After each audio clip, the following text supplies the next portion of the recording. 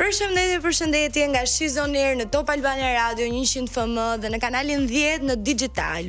Java kaloi shpejt dhe ja ku rikthyem sërish një tjetër episod me tema dhe të ftuar shumë interesant. Sot në studio bashku me ne është Rene Refo, një nga personazhet më të komentuara në rrjetet sociale, është shumë aktive në Instagram dhe TikTok, por ashtu krijuese e një podcasti super të suksesshëm.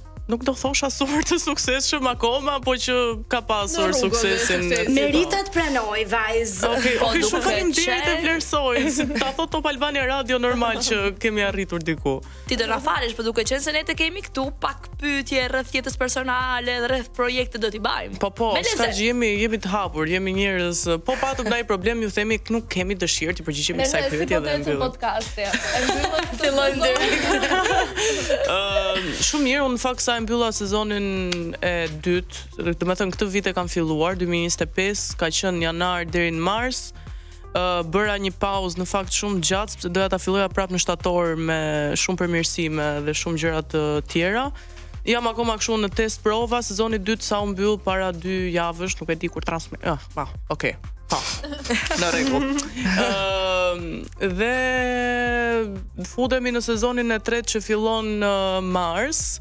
Dhe kam shumë ndryshime në kokë, shumë gjëra kështu të reja, kështu që mezi pres edhe vetë kam e çik më ankth, po jam shumë emocionuar. Dhe ne në fakt mezi po e presim, po një sekond tani, të ndalim e pak të kjo pjesa, si ka mundësi, si Mars, s'do hysh në Big Brother, domethënë? Jo, nuk jam në Big Brother. Diskutohesh kohë terminate, sa ti vitesh. Jemi bashkë dritt në këtë.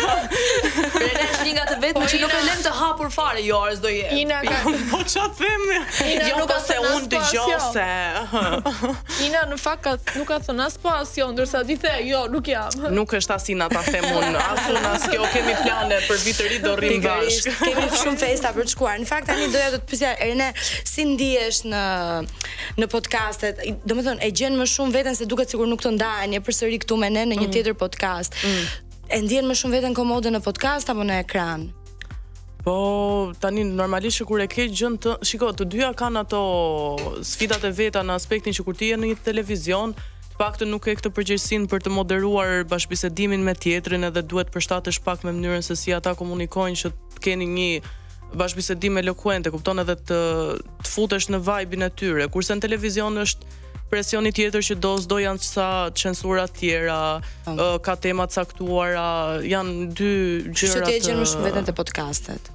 Po normal është gjëja ime, domethënë, e kupton. Po ne ana ke ndjek pak? Po ju kam parë në Reelsa, nuk është se jam futur të shoh domethënë total video në YouTube. Edhe keni jetur shumë mirë, ju ka ecur shumë. Kena një që ta ka vjall pak zemrën? Pak. Nga ju të katërta. Po unë tash inën njoh para praktikisht që ta kam vjall për çështje miqësie, ja me mikë edhe kjo.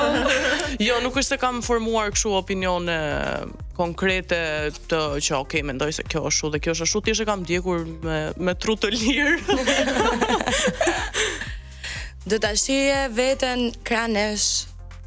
Po ja ta shohim si do vete sot gjithë gjëja edhe të diskutojmë edhe ju me njëra tjetrën, më doni krah jush apo jo, e kupton? Ne të duam shumë, si e bën këtë pyetje një herë, kush bën këtë do? Çan këto? Ka njerëz. Në podcastin tënd kush ka qenë i ftuar i zëmrës? Ai ose ajo varet. I zëmrës. Po. I zëmrës. Se unë jam në Vlora dhe ti shumë mirë bën edhe mos e ndrysho. Podcasti që unë mendoj që personi më i lirshëm edhe më real nga gjithë njerëzit që unë kam pasur ka qenë Marini, me thënë drejtën.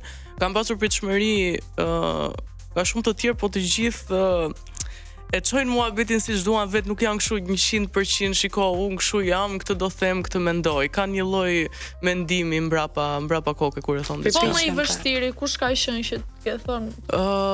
Të them drejtën, sezonin e dytë unë kam hapur puntatën e parë me Lart Vasilin dhe do duke qenë se është figurë që unë e kam pëlqyer shumë edhe normal edhe një moshë më e madhe, artist, domethënë është një farë lloj respekti tjetër, një farë lloj presioni tjetër që ta bësh siç duhet atë gjë dhe kam pasur realisht shumë emocione.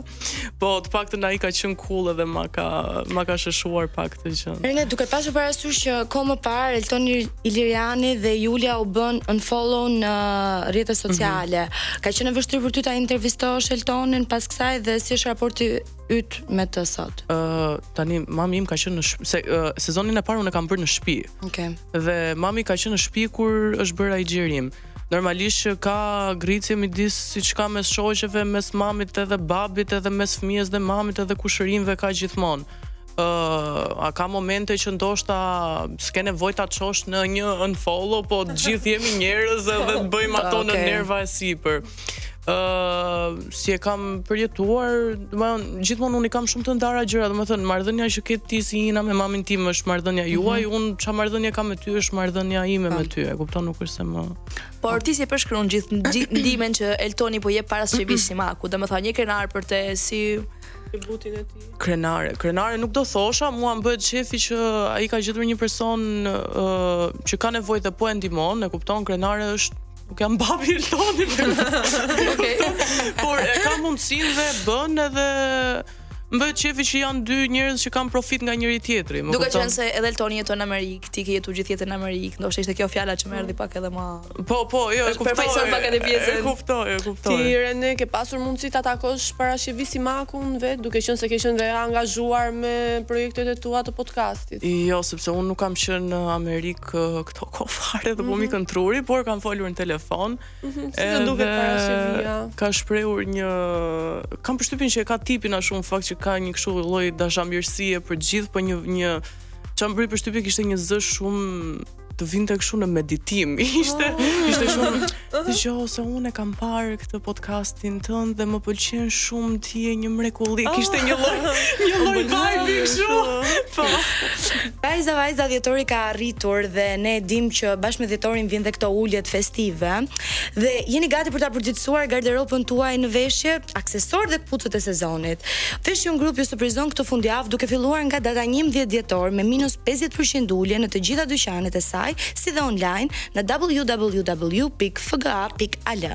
Vraponi për të bërë tuajat, sepse më besoni me kaq mundje të mirë nuk do t'i gjeni.